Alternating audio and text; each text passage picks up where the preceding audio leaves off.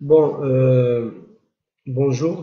Je vais essayer de vous donner quelques éléments de correction par rapport au TP numéro 1 de la série numéro 6. Donc, le gradateur à angle de phase ou à train d'onde. Donc, la première question ou la première technique.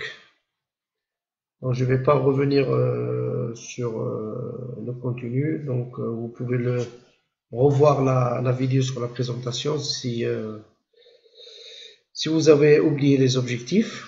Donc ici, on voit bien que on a trois résistances en parallèle. Ils sont soumises à une tension 230 volts. Si on oublie, on va considérer les commutateurs S1, S2, S3 comme des contacts fermés, le capteur comme contact fermé. Donc on a trois résistances en parallèle.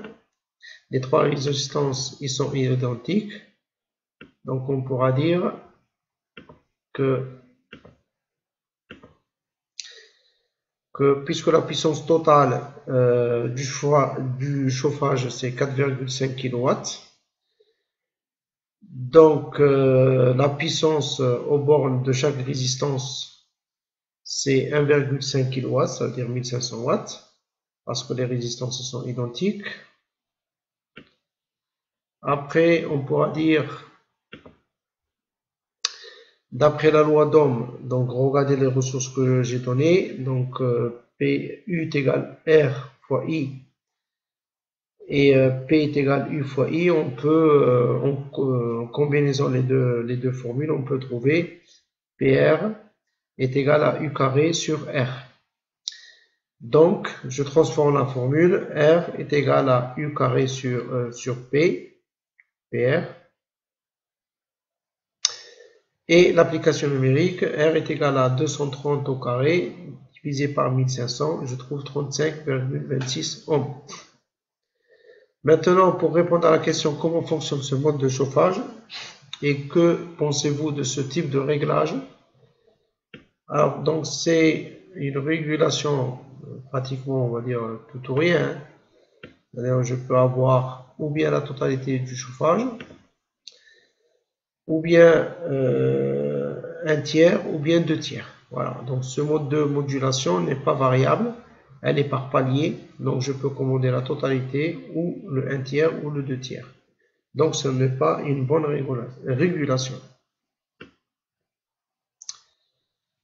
La deuxième technique, donc là ici vous avez les relevés de vos collègues. Donc ici on est, c'est Oldamar je pense. Alors qu'est-ce que je constate? Il y a quelques erreurs au niveau relevé.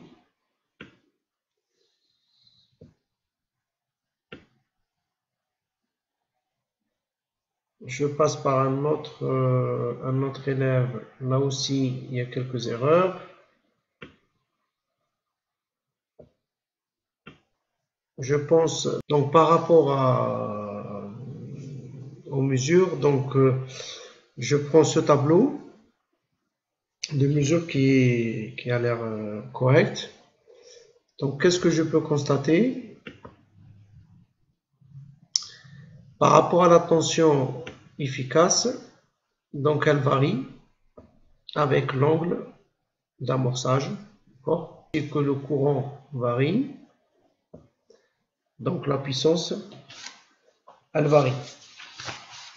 Normalement, la tension ici, elle est alternative, mais elle n'est pas sinusoïdale, et le courant aussi. Donc la puissance, elle varie, mais on voit qu'elle ne dépend pas, ou elle n'est pas linéaire par rapport à l'angle d'amorçage. Après, par rapport aux harmoniques, je vois que on a une présence d'harmonique, on va dire importante, puisque jusqu'au rond 11, c'est pas nul. Voilà. Donc c'est dégressif, c'est normal, d'accord, mais c'est pas nul.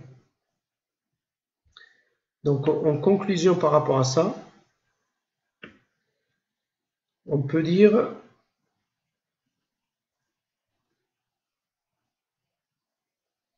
On peut dire que la présence d'harmonique du courant absorbé sur le réseau est importante, que l'angle de commutation alpha varie. Quand l'angle de commutation alpha varie, la tension et le courant varient aussi.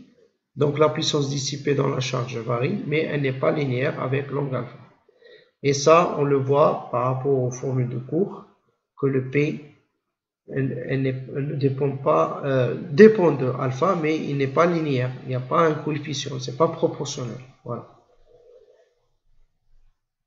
Par rapport à la deuxième manip, donc je prends ce tableau de mesure.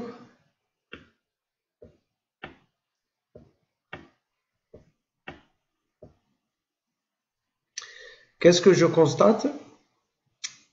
Je constate que la tension, elle est pratiquement identique, elle ne varie pas. C'est normal, elle est sinusoïdale et alternatif.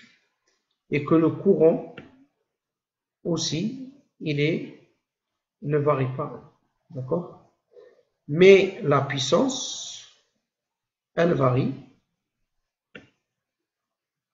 Et puissance moyenne alpha fois Pn, ça veut dire elle dépend de l'angle ou du rapport cyclique. La deuxième remarque, c'est qu'au niveau harmonique, c'est pratiquement nul. Bon, théoriquement, on trouve nul, mais là, on trouve 0, donc on peut les négliger. Donc, en conclusion, par rapport à ça,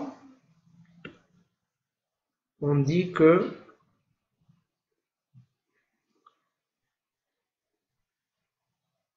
on pourra dire que la tension et le courant ne varient pas. La présence harmonique du courant est très faible,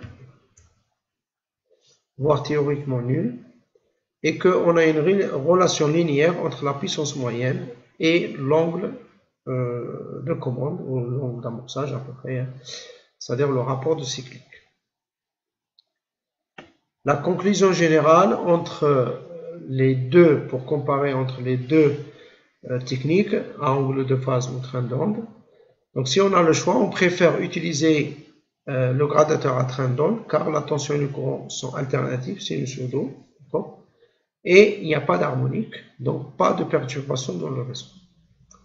Voilà, j'ai fini cette partie-là, je ne l'ai pas fait parce que j'ai pas le dossier technique à la maison. Donc, et puisque c'était optionnel, c'est pas grave. Merci.